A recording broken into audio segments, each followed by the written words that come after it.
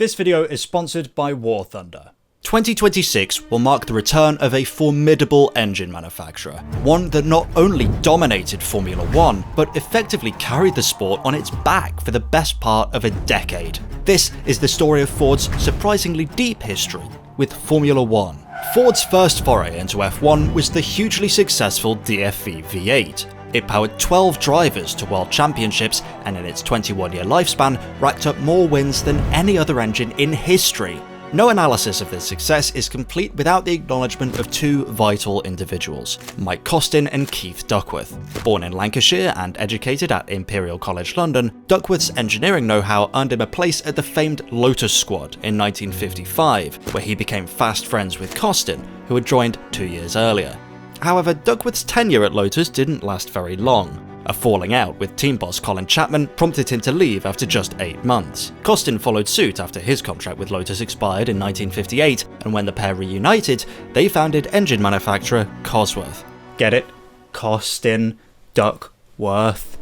The duo's first order of business was to set about modifying engines for the Lotus Elan sports car and Lotus Cortina saloon, the latter of which went on to become one of the most successful touring cars of the era. This initial success caught the eye of Walter Hayes, Ford's UK PR boss and de facto head of motorsport. With Lotus having forged a partnership with the Blue Oval already, the combined efforts of Hayes and Chapman, with whom Duckworth had managed to maintain a working relationship, led to Ford pouring £100,000, equivalent to around £1.8 million today, into the design of two new Cosworth power plants. The first was a twin-cam 4-cylinder Formula 2 engine, and the second was an 8-cylinder unit designed from the outset to comply with Formula 1's new 3-litre engine regulations. The double 4-valve V8 was born, and to say it was a cut above the competition would be a gross understatement. Its 90-degree V-angle made it an ideal fit for the contemporary Lotus 49's slender frame, while its small size allowed it to serve as an integral part of the chassis, which improved overall stiffness and added lightness. Granted, this wasn't the first time a Formula 1 engine had been married to the chassis in this way. The BRM P83 and Lotus 43 had utilised H16s for similar purposes, but while those engines were heavy and unreliable, the DFV was not. With a flat-plane crankshaft and lightweight pistons, the DFV's earliest incarnation made over 400 brake horsepower and revved to 10,000 RPM. This may have been about 40 less than the most powerful H16s of the time, but what the DFV lacked in power, it more than made up for in weight, or rather lack of it. An all-aluminium construction and simplified exhaust meant it weighed in at just 168 kilograms, 62 kilograms less than the aforementioned H16. We'll return to our story after a short break. War Thunder is the most comprehensive vehicle combat game ever made. Free to play on PC, consoles and mobile, you can take control of thousands of vehicles from tanks to planes to ships to cars, using them to wage battle in PvP battles with players from all over the world. Customize your machines of choice with War Thunder's in-depth customization system. Add camouflage, historical markings and decorations of all types, including a huge variety of community-created ones too. Immerse yourself in the super detailed vehicles, realistic graphics and authentic sounds of War Thunder combat. I really like War Thunder's damage model.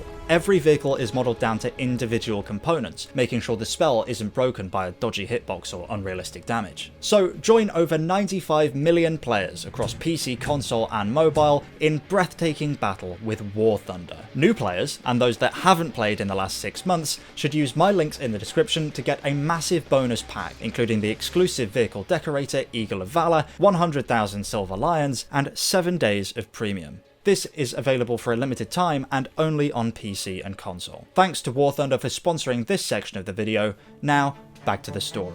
After missing the first 2 races of 1967, the DFV was ready in time for round 3 at Zandvoort. Graham Hill took pole by half a second and quickly gapped the field. Unfortunately, a faulty camshaft forced him out of the running on lap 10. Thankfully for Lotus though, it was his teammate Jim Clark who inherited the lead and secured the DFV's first Grand Prix win, 23.6 seconds clear of second place Jack Brabham. Teething problems may have denied Lotus a shot at the title in 1967, but with 4 wins and second place in the constructors' standings, the message was clear. The DFV V8 was a serious contender.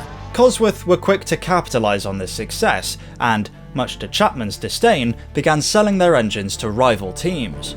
From that point on, the DFV was off to the races. It powered Graham Hill to his second driver's title in 1968 and Jackie Stewart to his first in 1969, a year in which the top 4 teams in the constructors' standings all ran DFV V8s. In fact, the DFV had a hand in every single driver's title win between 1968 and 1974, as the likes of Hill, Stewart, Jochen Rindt and Emerson Fittipaldi all benefited from Cosworth's handiwork. The DFV's appeal persisted well into the 1970s. Never mind the clean sweep of drivers' crowns between 1970 and 74, this was a decade in which just 7 teams chose not to run the Cosworth V8. A feat made even more impressive when you remember this was an era in which Formula 1 had a long list of disappointing short-lived constructors. The 1977 season alone had 33 entrants. The advent of ground effect cars in 1977 gave rise to an all-new generation of machinery. This could have marked the DFV's downfall. Instead, its lightweight construction and tight packaging allowed it to remain the engine of choice even as the sport entered a radically different era.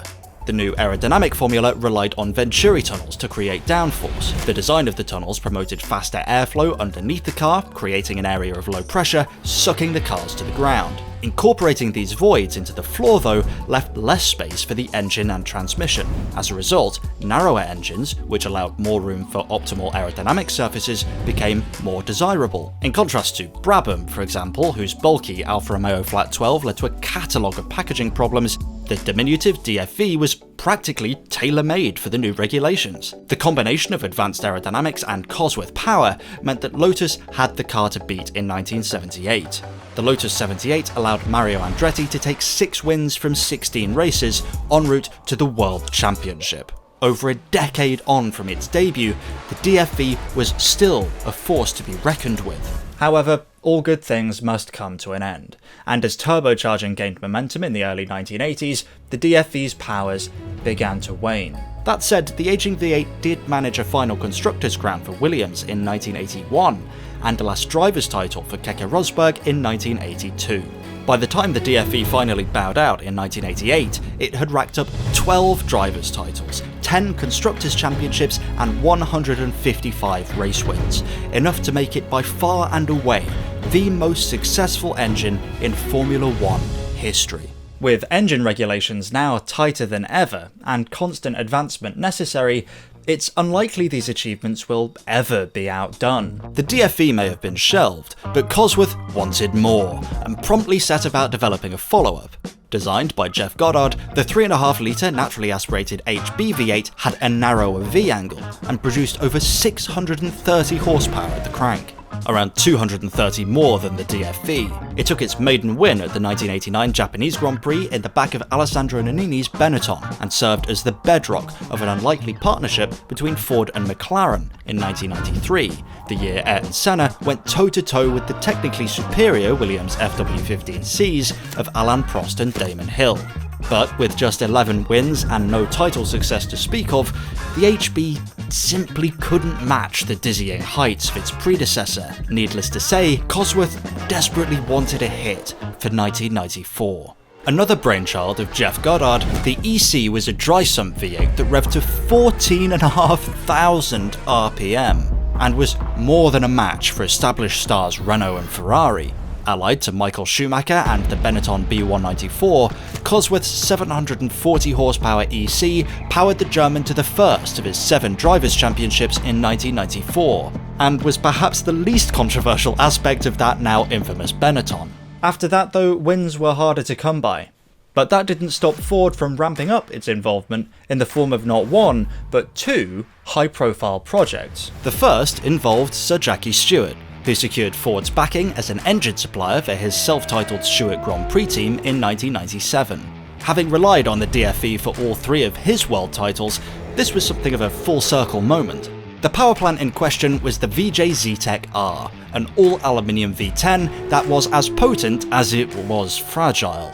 With Rubens Barrichello and Jan Magnussen on driving duties, the Stewart SF01 finished just 6 of 1997's 17 races, with a shock podium for Barrichello in Monaco, I can't tell you how happy I am. the only discernible highlight. Marginal gains were found in 1998, followed by significant gains in 1999. Armed with an all-new CR1 V10 that was lighter and mounted lower in the chassis, the Stewart SF3 was able to secure 4 podiums, the most impressive of which was Johnny Herbert's unlikely win at the attritional Nürburgring. This landed them 4th in the constructors' standings, ahead of the likes of Williams and Benetton. Having started out as a fast but fiercely unreliable backmarker, Stewart had morphed into a credible fixture of Formula One's highly competitive midfield. Ford was certainly impressed and announced in 1999 that they were buying Stewart and Cosworth outright and rebranding them as Jaguar Racing for the 2000 season onwards. Having dabbled in engine manufacturing and various semi-works efforts, this was to be Ford's first factory-backed F1 endeavour. Given the Blue Oval's formidable reputation and Stewart Grand Prix's rapid ascent up the order, expectations were high from the start. Senior figures at Ford set an initial target of 3rd in the Constructors' Championship for 2000. That goal would prove optimistic.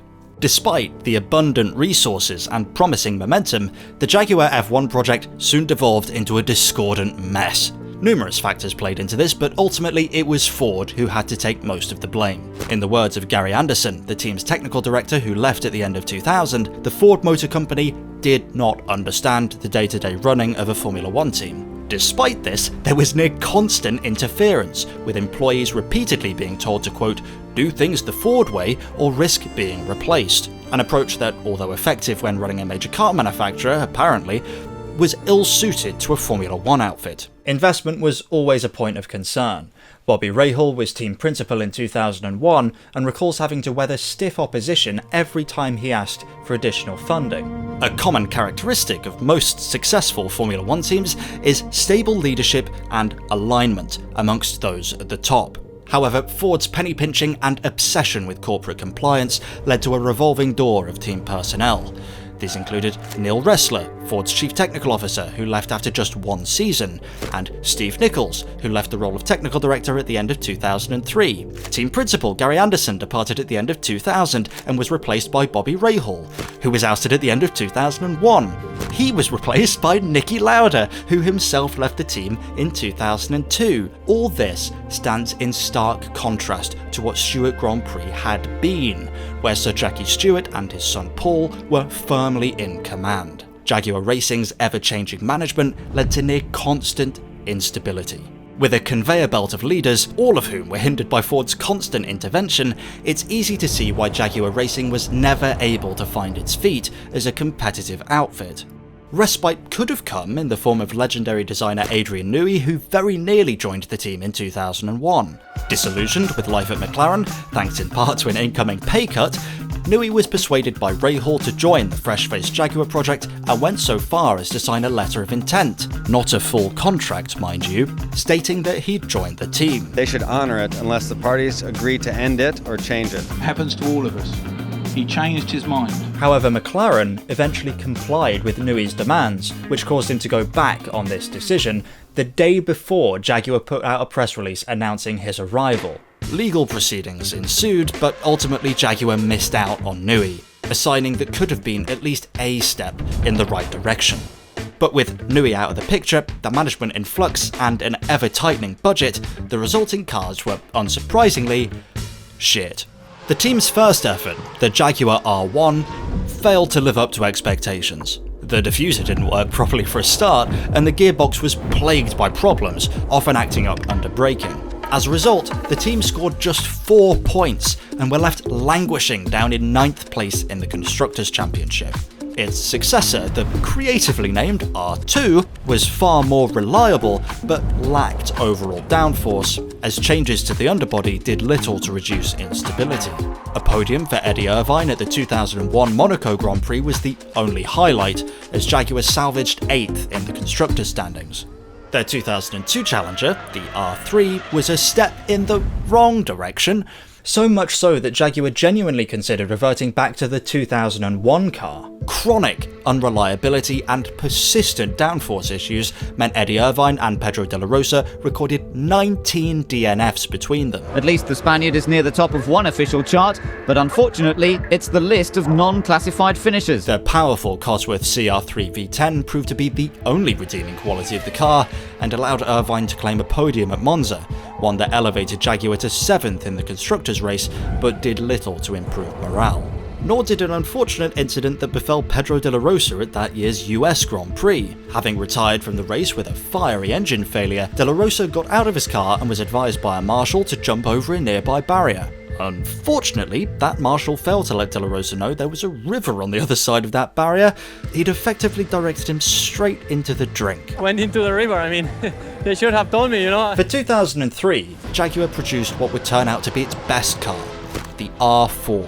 Blisteringly quick in qualifying, bad tyre wear meant its race pace left a lot to be desired. It may have been the 5th quickest car of the season on average, but with a 43.75% finishing rate, Jaguar were left stranded in a now familiar 7th place. For some context, the average finishing rate of Jaguar's competitors that season was 67.36%. To add insult to injury, Cosworth actually won a race in 2003, albeit thanks to Jordan. Giancarlo Fisichella took victory at the rain-affected Brazilian Grand Prix, thanks in part to a red flag brought out by Mark Webber crashing his Jaguar at the final corner.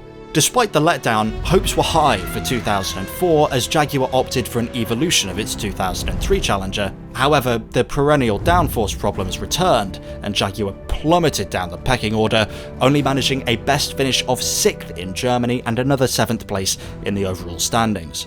these middling results led to a sharp decline in interest from Ford, which resulted in a rapidly shrinking budget. Having been allocated over £85 million for the 2000 season, Jaguar Racing had to make do with £62.8 million by 2004, a pittance when compared to other works teams like Renault, who spent upwards of £130 million in the same year. Not that it would have made much difference, as by the end of 2004, Ford had had enough. Having taken over the team with aspirations of fighting for the title, the Blue Oval had instead presided over an unstable, middling outfit that scored just 49 points across 5 seasons of competition. Jaguar Racing and Cosworth were put up for sale. The former was purchased by energy drinks giant Dietrich Mateschitz. The team was rebranded as Red Bull Racing for 2005 and, well, you know the rest.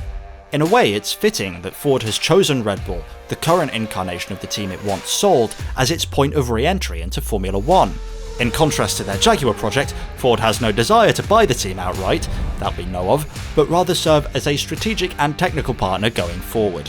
Formula 1 is set for a massive rules change in 2026, one that will mandate sustainable fuels, larger 350 kilowatt MGUK systems, as well as enhanced batteries. Given the $50 billion Ford plans on investing in EV development, this seems like an effective way of raising awareness for its growing fleet of electric vehicles. The direct involvement of a major OEM is also something Red Bull sorely needs. The team has recently completed construction of a major powertrain facility in Milton Keynes, one that is capable of producing internal combustion engines. However, Red Bull expects third-party support when it comes to the hybrid system, a role that aligns perfectly with Ford's current objectives. The full extent of Ford's involvement remains to be seen, as does the potency of this forthcoming partnership. However, given Red Bull's status as one of the most successful teams in Formula 1 history, as well as Ford's long-standing association with the sport, it would be unwise to bet against the combined powers of two such experienced entities who know what it takes to dominate and have hopefully learned from their past mistakes. Thanks again to War Thunder for sponsoring this video. Check out War Thunder for free and claim your bonus rewards by following the links in the description or the pinned comment. Brabham too had to innovate as F1 entered its original ground effect era. Hear all about that and the crazy car they made here. Leave a like if you enjoyed this video, and until next time, goodbye.